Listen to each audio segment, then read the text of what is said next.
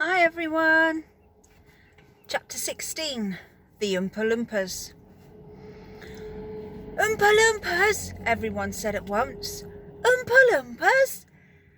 Imported, direct from Loompaland, said Mr. Wonka proudly. There's no such place, said Mrs. Salt. Excuse me, dear lady, but... Mr. Wonka, cried Mrs. Salt, I'm a teacher of geography. Then you'll know all about it, said Mr. Wonka.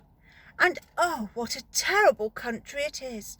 Nothing but thick jungles infested by the most dangerous beasts in the world.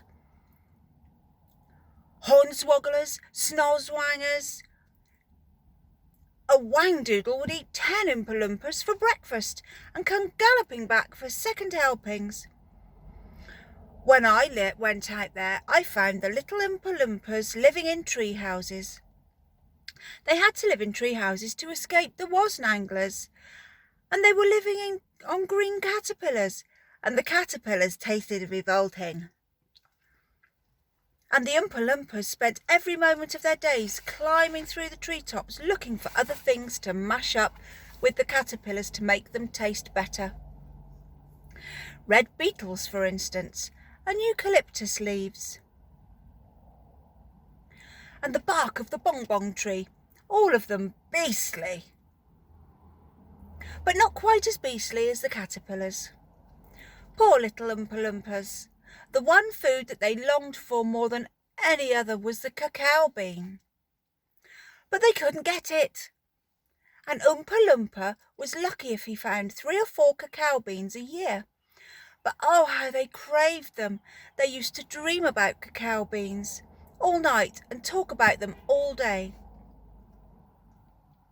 You only had to mention the word cacao to an Oompa Loompa and he would start dribbling at the mouth. The cacao bean, Mr. Wonka continued, which grows on the cacao tree, happens to be the thing from which all chocolate is made. You cannot make chocolate without the cacao bean. The cacao bean is chocolate. I myself use millions of them every week in the factory.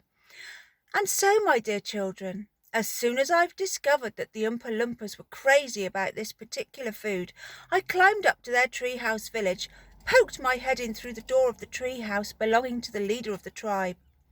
The poor little fellow, looking thin and starved, was sitting there trying to eat a bowl full of mashed up green caterpillars without being sick. Look here, I said, speaking not in English, of course, but in Oompa Loompa-ish. Look here, if you and all your people will come to my country and live in my factory, you can have all the cacao beans you want. I've got mountains of them in my storehouses.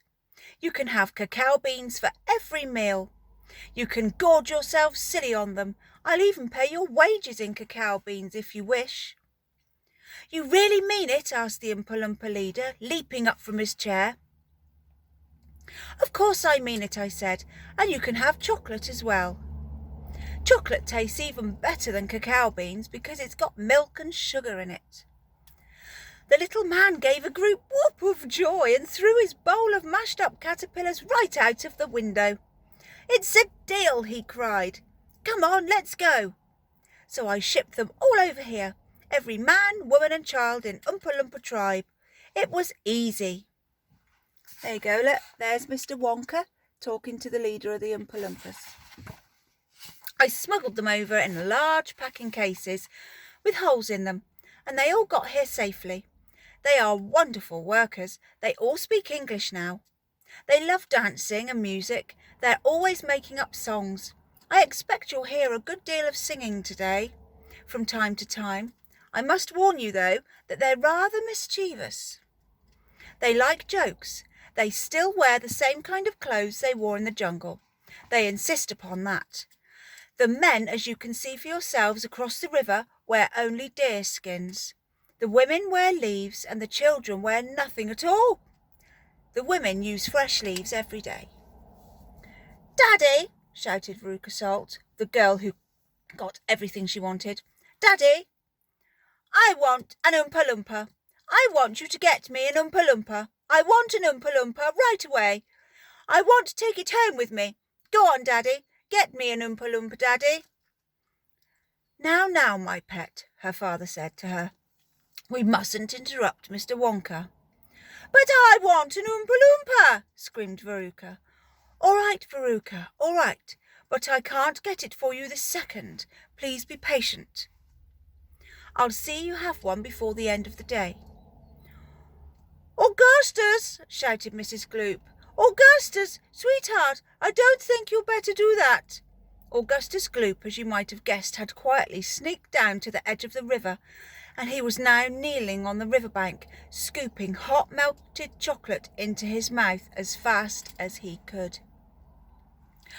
I'm going to leave it there, and I'm going to see if you can guess what happens to Augustus Gloop next. Ta-da for now.